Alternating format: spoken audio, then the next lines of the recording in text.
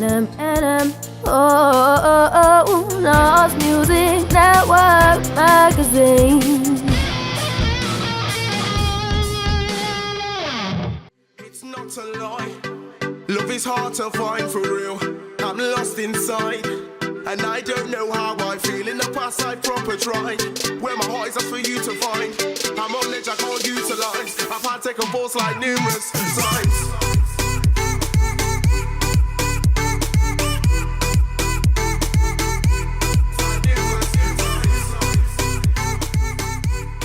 Stuart here with Not Music Network Magazine, and I'm here with Jaymal Davis. Hello Jaymal, how you doing? Hello, I'm not doing bad. What about yourself? I'm good, man. I'm good. Good. Would you like to describe your sound and style to us? I've got a very vast sound. I don't like to stick to a specific genre. So at the moment I'm doing a bit of dance, bit of alternative, as well as Afrobeat, R&B. Anything. If I like a sound, whatever genre it is, I'll basically run with it, type thing. So do you find yourself trying to incorporate all those different styles into one, or do you kind of work across a range of styles, like changing between songs? I had a listen to Lost, and that is quite dancey, and that seems to have a few different influences going on. Yeah, so with that, literally I wanted to make it my own. I wanted to as well bring out the Nottingham accent type thing. Yeah, so I noticed it's a very distinctive vocal style, and that was a conscious choice on your part. Yeah. So with that, I went with a proper Nottingham accent. All your Nottingham ravers, I wanted them to feel it as much as I did. Right, cool. So it was literally, that's what I was thinking when I was recording. Nice, yeah. Okay. I mean, it definitely comes across. It was a deliberate choice, because it's not a very natural way. Especially the word you say the word lost. That's yeah. I won't try and. But, yeah, people can listen to it and see what I mean. So, do you do all the writing and production yourself? So I write the music, obviously perform it, but I don't do the production. Normally what I'll do, I'll find something online and then I'll pay for the lease. But I am currently working with a couple of producers. So okay, so when you say pay for the lease, so are you essentially buying a existing track and then you're singing over it? Yeah. Oh, right, okay. Right. All right, that's a way that had never occurred to me to go about it. Okay. Yeah, you won't believe, there's so many artists that literally they do a very similar thing to me. Really? They get an existing track and then purely just sing over it? Yeah. Okay. Is that always the way you've worked? Or, I mean, is that always the way you've worked? Mainly, yeah. Just literally a pre-recorded track. Just go and find that online and record something over it. Okay, I guess do you have a style in your head when you're searching for that? Yeah. So you alright, that makes sense. And working what I see in a more traditional way, where you actually write a piece of music and then sing over it, is that something you'd like to explore? Yeah, definitely. Be looking at that soonish, so. Okay, and have you got something you're working on at the moment? Yeah, there's a drum and bass producer in Notts, currently working on something with him which is very similar to Lost, but a more drum and bass type beat. And that'll work in the same way that he'll have written the music and then you'll basically sing over it? Yeah, okay. Exactly. So I guess you see yourself more as a vocalist? Yeah. Yeah, okay. So if you see yourself mostly as a singer, when did you first realise that this is something you wanted to do? When I was in probably my late years of school, early years of college, that's when I realised that I wanted to start doing music. I took music in my GCSEs, and I was doing more rap, grime type stuff. It wasn't nothing serious, it was just that everybody, the group friends I was hanging around with, they was sort of thinking, should I do music, should I not? So I was just literally following the crowd. Right, okay. So you you play an instrument then, do you? Or? No. I want to learn to play the guitar. That's something I am looking at, okay. but purely just a vocalist at the minute. Right, yeah. I can recommend playing guitar. Yeah. I love playing guitar. So in this current iteration as Jaymal Davis, how long have you been doing that? I started about January last year.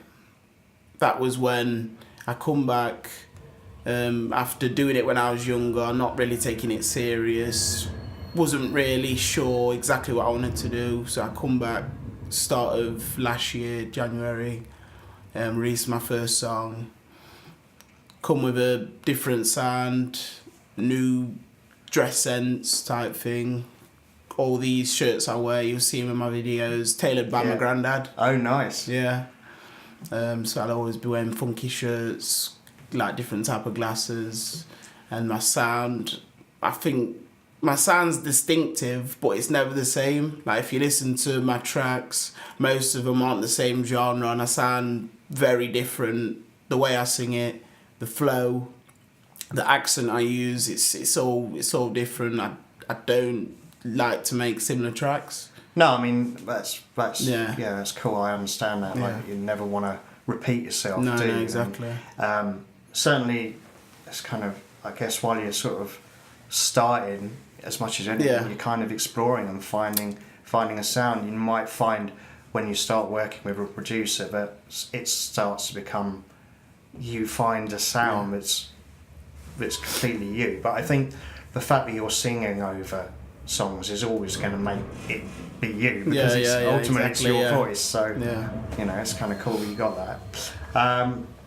So have you played live yet, or? Yeah, I've played last year. I played quite a few gigs. The biggest one I did was September Fest. So that had like the Cheeky Girls there, Liberty X, E17, S Club 7. So that was really a good experience for me. That was the time where I felt my career started to take off, as in my fan base was getting bigger. Like I had more of a following, was getting more views on YouTube type thing. That was September. So where was the gig? That was at Donington Park, same place where they do Download. Yeah. Oh wow. So that was cool. That was so good. What kind of crowd did you get in terms of size? It wasn't a massive turnout. It was just. It was a similar type of people that go to Download, like got your rockers. So quite a varied sort of mix of people. Yeah, but it was good experience. So did you definitely get to meet any of? I met the Cheeky Girls. Yeah, that was good. That was an experience. Cool. So that's probably your biggest gig. Would you say that's your favourite as well? No, my favourite gig was one I did in December, where I was approached by a grandfather of quite a lot of kids that listen to my music. So they booked me for a gig where I was playing at his granddaughter's 18th birthday party. Oh, cool. So that was down in Lincoln. When I got there, amazing experience. Like all of them knew me. All of them knew my songs.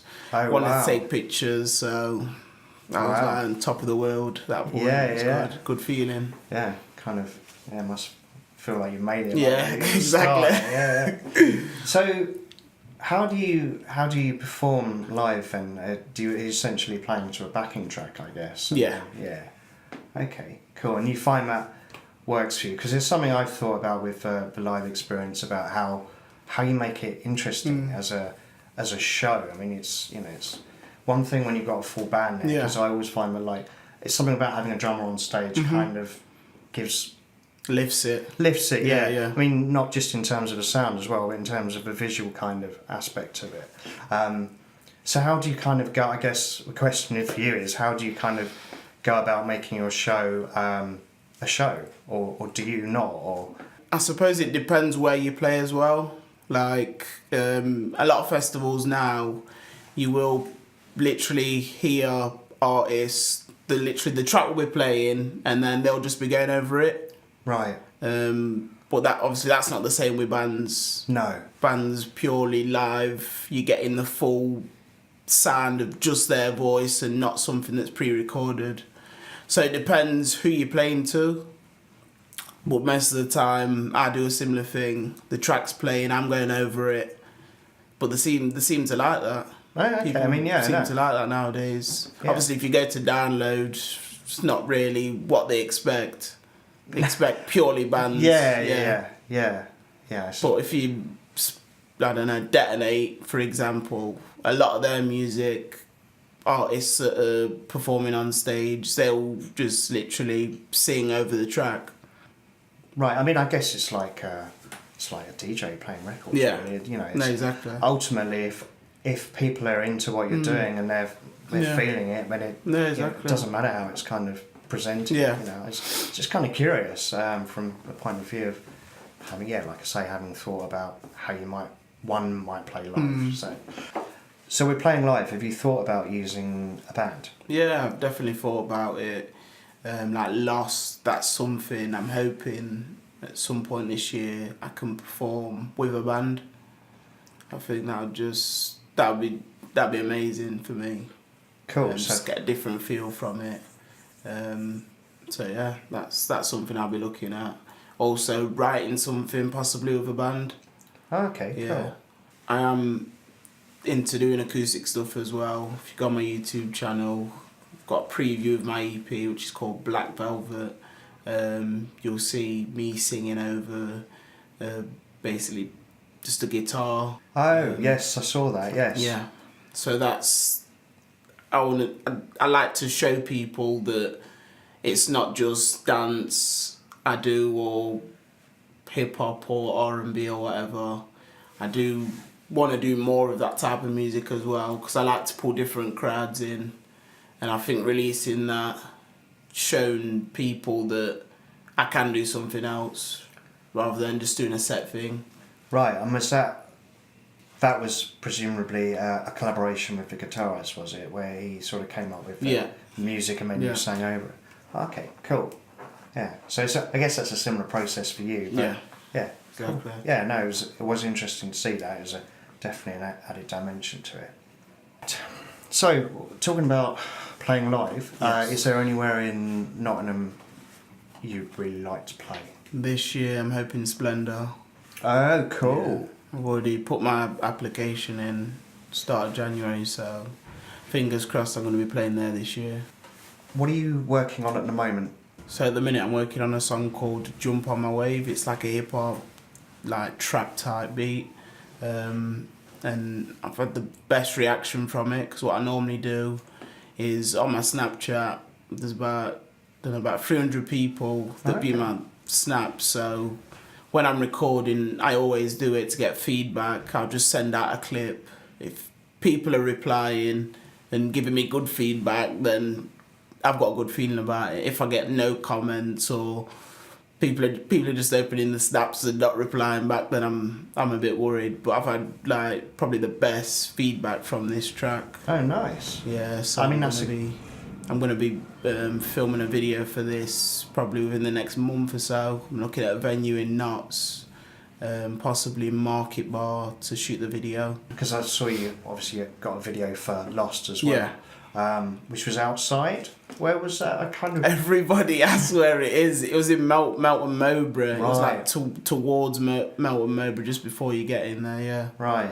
Yeah. But I used to do like work near there, so I knew that existed. Right. And I thought in my head, Lost. That's a sort of location that the video needed. So I think it worked really well. Yeah. No, it does work really well. Yeah, it's cool. Yeah, nice one. Yeah, I mean it's a good looking video as well. Actually. Thank you. Yeah, you know, considering I guess you arranged that and funded it or asked for favours, you know, as you do. Cool man. So what would you say you're most proud of so far of what you've done? Either it can be a video or a song or. It was nice the first time like being played on BBC Nottingham. Oh, okay. Yeah, so I got played on there. It's probably the first time about April last year. So that was a good experience. Like just so many people, like they get quite a big variety of people tuning into Dean Jackson's show on Saturday night. So it was just nice receiving that email. They've acknowledged the song, they like the song, and it's good enough to be played on the radio. So that's probably my most proud moment. Yeah, that's great. Because I felt like after then, everything just got better. Like things were just developing and just seemed to be moving along nicely. So nice, and you really saw a big sort of growth in number of people following you, etc., etc. Yeah, I mean it's great exposure. Wow. So, and that was just a case of you submitted your track. And you submit your music. If it's good enough, you'll get a notification. They'll play it. So nice cool. Nice one. And they let you know beforehand. Yeah. Sort of tell mum to. Yeah, exactly. Nice. Yeah. So what would you like to achieve this year? What are your goals, aims? So this year, main thing is to play at Splendour. Yeah. I want BBC One Extra play. I've been played on BBC Nottingham a few times, but One Extra is the next step for me. Maybe even possibly Radio 1. But let's not get too excited. No, you might as well aim high, mate. And then just get more bookings this year, play at bigger festivals. Last year played at September Fest, this year Splendour, Why Not Festival, possibly NAS Festival as well. And then as well as that on YouTube I want to try and get a video to about 100,000 views. Oh wow. Yeah. Okay. Also just get a bigger fan base on my Spotify. At the minute, I think my most streams is probably about 3,500, but I want to aim for double that or triple that. So how are you going to go about doing that? And I guess I'm asking for money. Yeah. Just purely promotion. The more I bring out, the more people are going to see me, and they're not just, well, hopefully they're not just going to listen to that song. They're going to go on my YouTube, see what I've previously done.